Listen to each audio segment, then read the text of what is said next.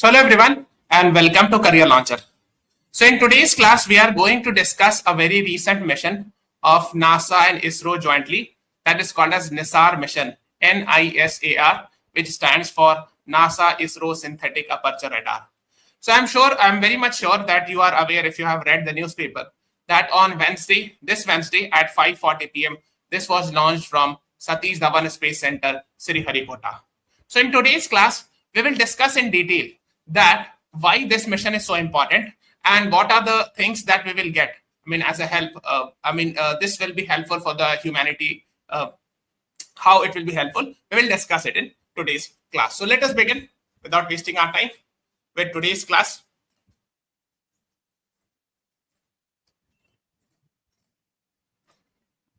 Okay, so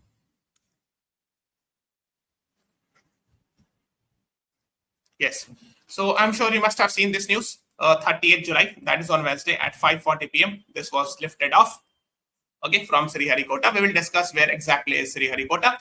So first of all, now here's a question. I'll discuss some questions also so that it would be helpful for you in understanding the stuffs.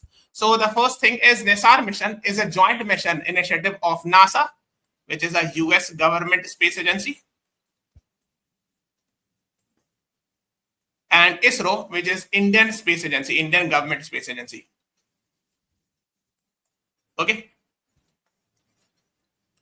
So it is a joint initiative for Earth observation, or sometimes you can see the word written remote sensing. So it will observe the Earth. That's the idea behind it. So B is the right answer to this question. Okay. And you can see the Wikipedia page. It says NASA-ISRO Synthetic Aperture Radar. It is a joint mission of NASA as well as ISRO, which has been developed together. This is the first dual frequency, right? So they'll be using, they'll be using two frequency, L band and S band. So these are the two bands that are being used. It is a synthetic aperture radar on Earth for Earth observation mission, right? And its cost is somewhere around $1.5 billion. So which is equivalent to, if you believe that $1 is, let's say, 80 rupees, then the price, it will be somewhere around to 1,000 crore. Okay. And this is considered as one of the world's most expensive Earth imaging satellite. Okay. Now, the next question is, which is actually related with this, that the NISAR mission, actually now it has been launched. So now was launched. This is actually, we are talking about Wednesday. So it was launched on 30th July. That is Wednesday. By which launch vehicle? So the answer is very simple. The answer is GSLV F-16. Okay, this is what you can see. Now, GSLV stands for Geosynchronous Satellite Launch Vehicle. Okay, that is what you should know. B is the right answer to this question. You can see these images from Satish Dhawan Space Center, Sriharikota. This is the name of the rocket. So now the idea is actually the main payload is here. Inside here, you will find NISAR satellite. And the rest is actually either it's a machine, it's an engine, or a fuel, etc. So the only payload is here only. Okay, that's the idea. The next is the GSLV F-16 is which model? Mark 1, Mark 2, Mark 3 HRLV. So basically, I'm sure you must be aware that geosynchronous satellite launch vehicle are of different types. So this is actually GSLV Mark 2.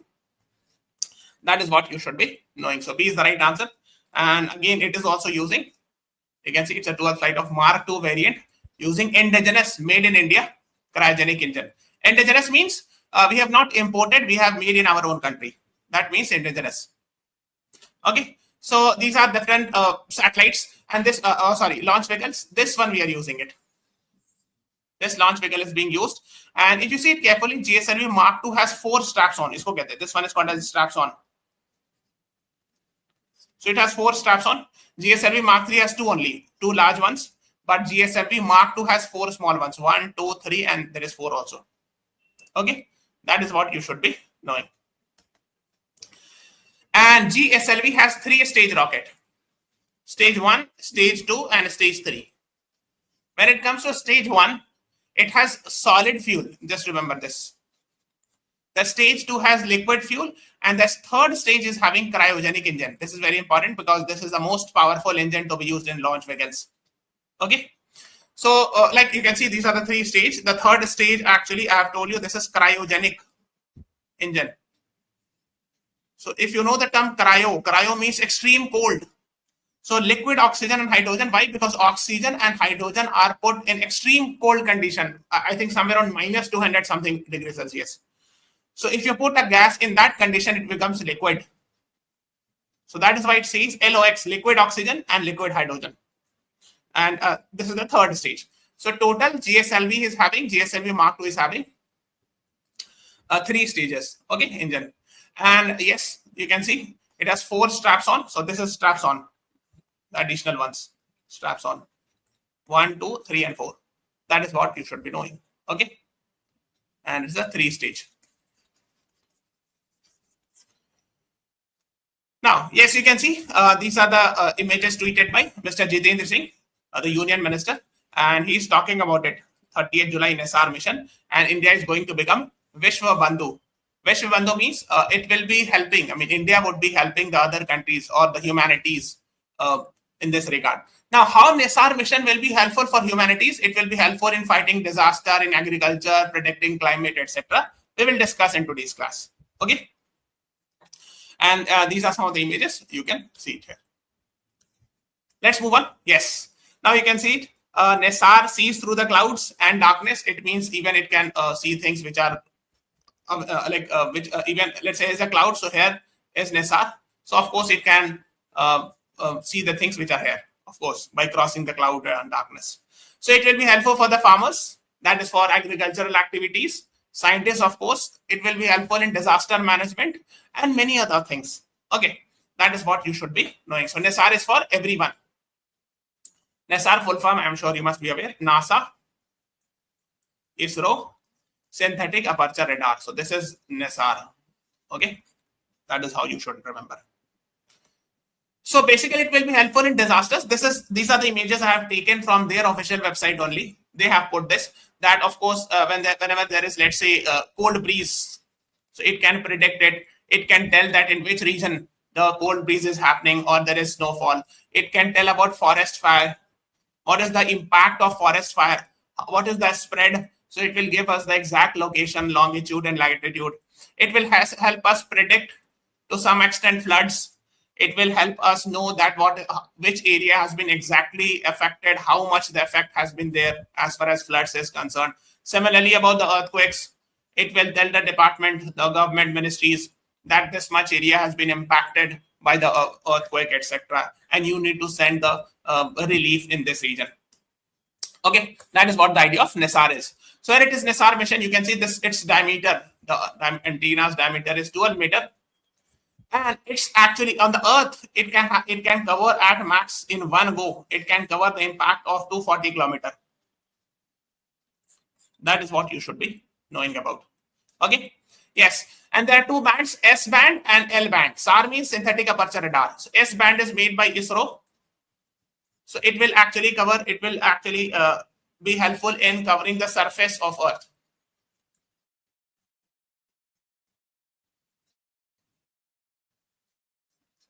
And L band made by NASA. This will be helping researching on subsurface. Subsurface means it can go and deep down inside the Earth. Like it can do check what is there, let's say 50 meter or 100. So I mean, it can to some extent tell that yes, there might be some sort of, let's say, tectonic activity or something like that. I'll explain. Or let's say how many, whether there is aquifer, underground water or not. So these are the things also can be predicted by this. You can see it here. The diameter is 12 meter. Okay, and there's S band as well as L band. These are the things you should be knowing about. Yes, you can see it here. Okay, this is 12 meter diameter. Now, so you can see it here.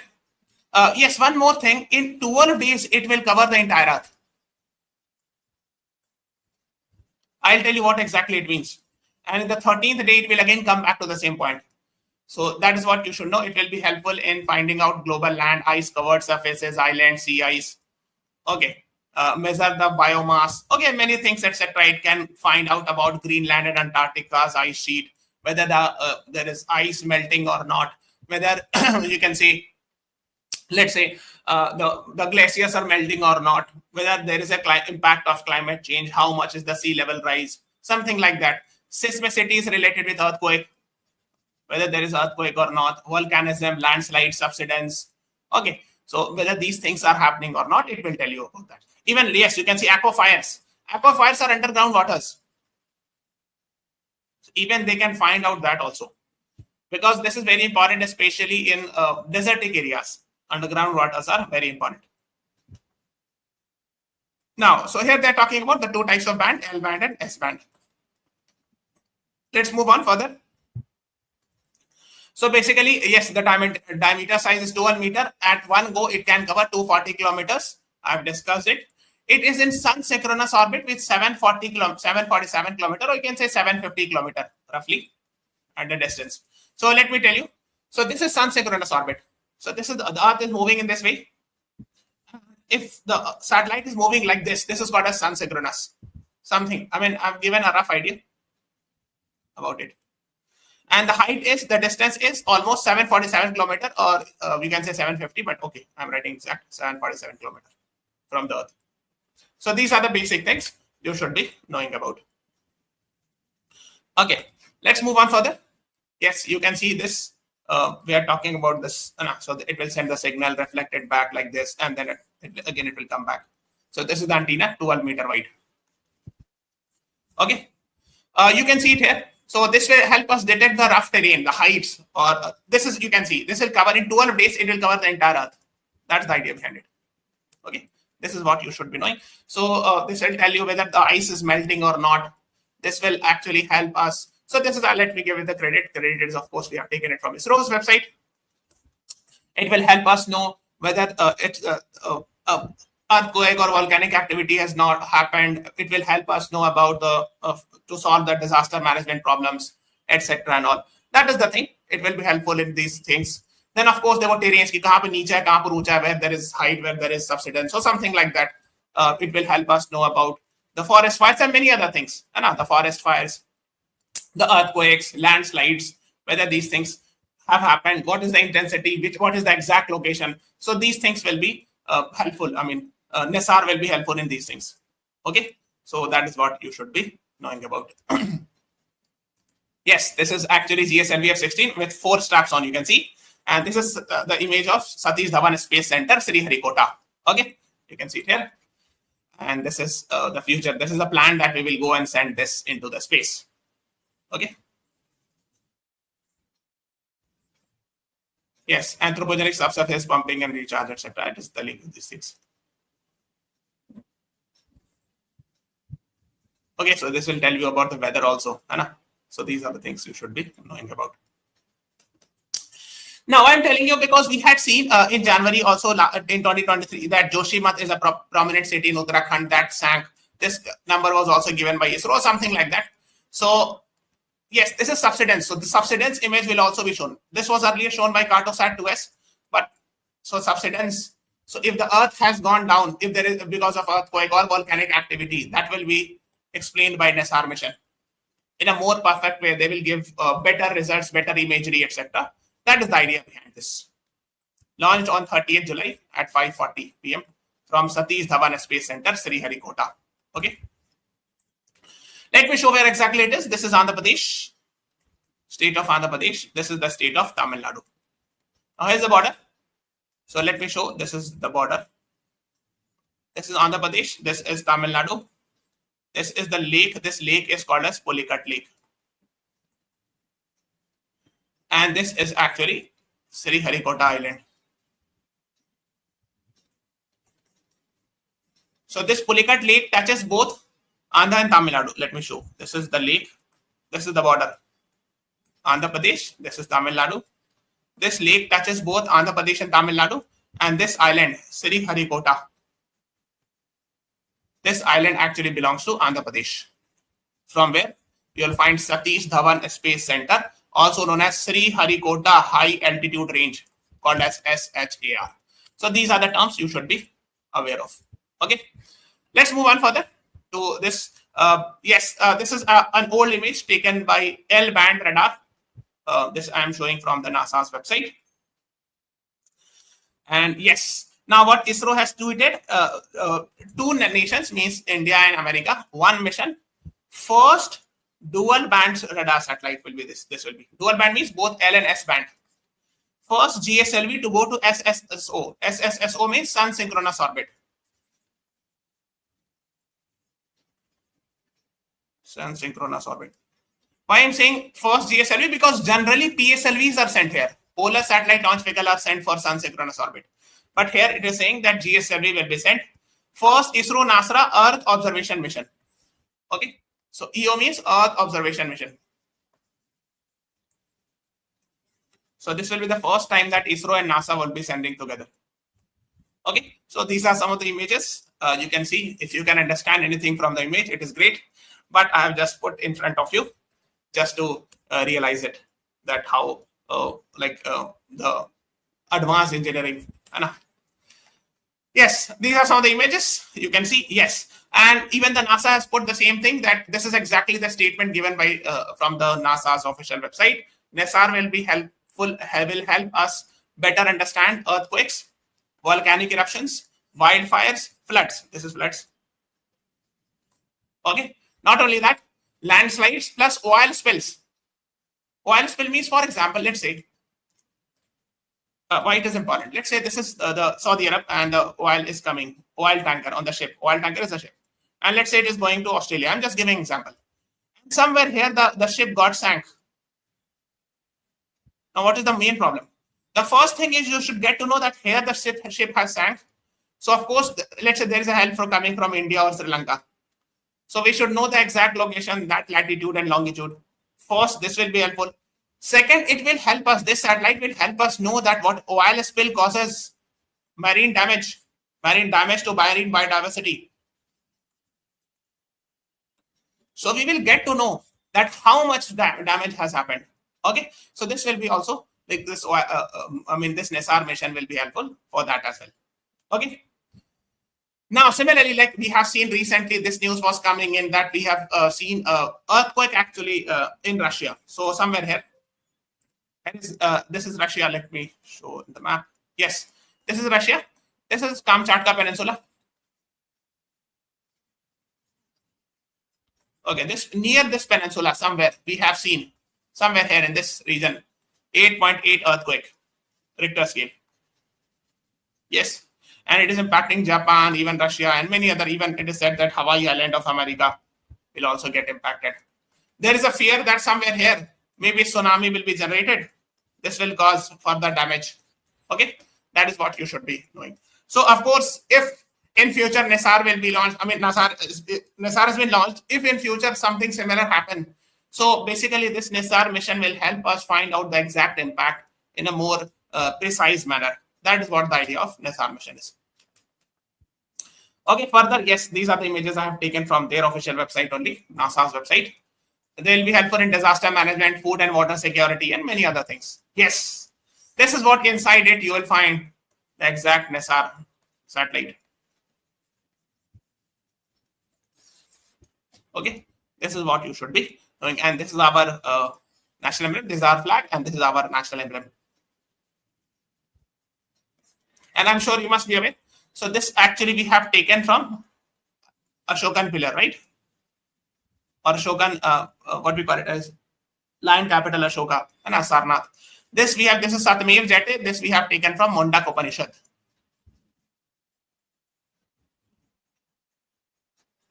Okay. Yes. So these are the images you can see. Yes, this is 2 meter diameter. Okay, let me discuss something about ISRO also, okay, because that is also important. So the first question is, ISRO is India's national space agency, directly under Prime Minister's office. It comes under which department? So Ministry of Earth Sciences, Department of Atomic Energy, Department of Space, Ministry of Science and Technology. If you know the answer, please write it.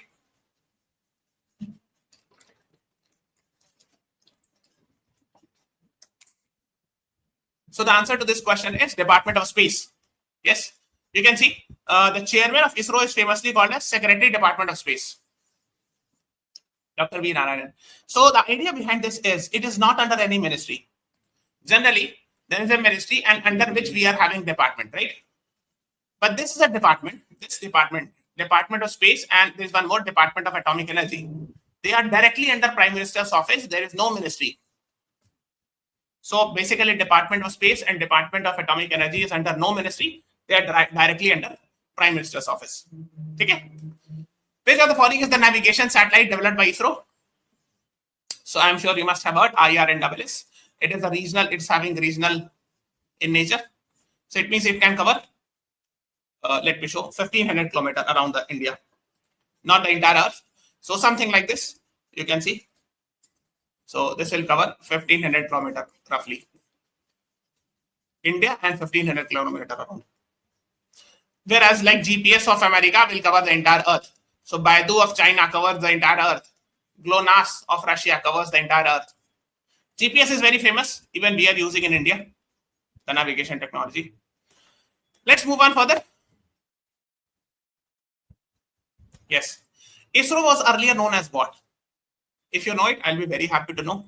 So basically, INCOSPAR was founded somewhere around 1962-63 when Jawaharlal Nehru ji was the Prime Minister of India. And later on, this was in 1969 replaced with what we call it as ISRO. So the right answer is D. Okay. So INCOSPAR became ISRO in which year? I've already given you the answer. The right answer is 1969. B is the right answer. So you can read about it in detail. So in 1962 roughly, INCOSPAR, Indian National Committee for Science Space Research, that's called INCOSPAR, was set up by Jawaharlal Nehru ji. And in 1969, ISRO was set up under Department of Atomic Energy, but now it is under Department of Space. Okay. At that time, it was made under Department of Atomic Energy, but now Department of Atomic Energy is separate. It is concerned about atomic research. Like I'm sure you must have heard about BARC, Bhabha Atomic Research Center, somewhere around near Mumbai. Okay, that's what you should know. The next is who was the first chairman of ISRO? Satish Dhawan, APJ Abdul Kalam, Vikram Sarabhai, Homi Jahangir Baba. So first chairman was Vikram Sarabhai sir. He is also famously called as father of Indian space program.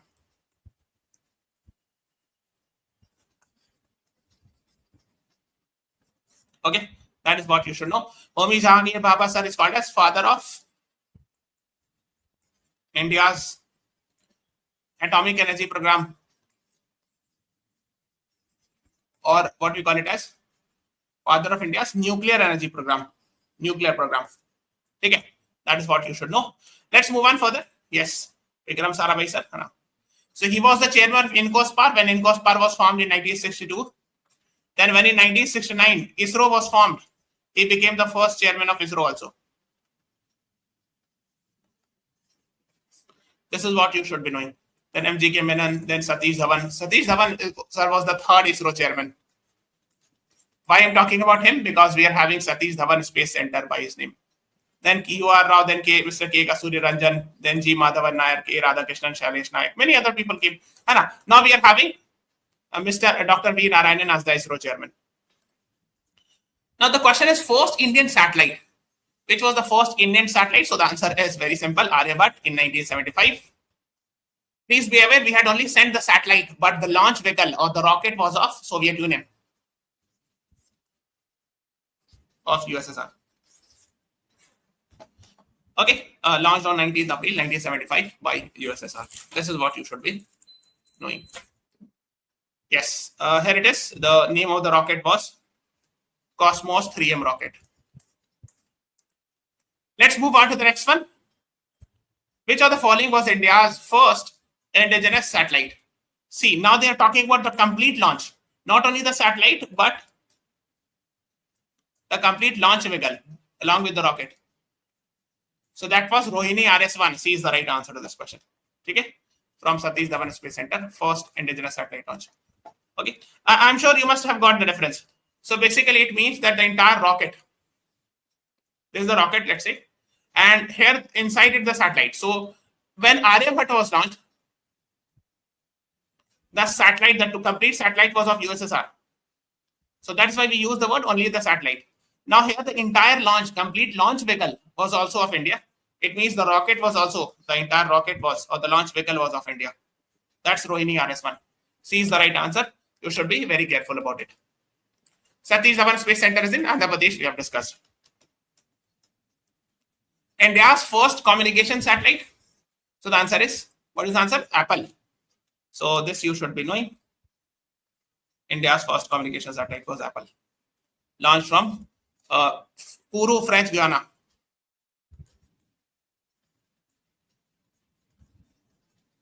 Okay. That is what. Let me show. Here is India. This is French Guiana. And here is a place called as Kourou, from where European. This is Europe is here. So European Space Agency is headquartered in France, Paris. But they launch a satellite from Kourou, French Guiana, because it is near to equator and it will be helpful in giving the thrust. Yes, here it is. French Guiana.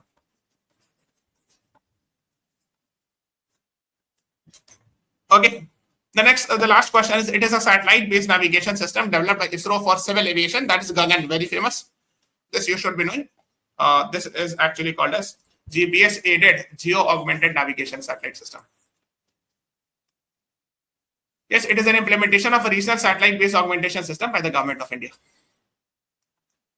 Yes, and in April 2022, that was a news that Indigo became the first airline to land using the indigenous Gagan system. So we are ending this class here. Please subscribe to our channel, press the like button, share this video. Thank you everyone. Thanks for watching. Have a nice day.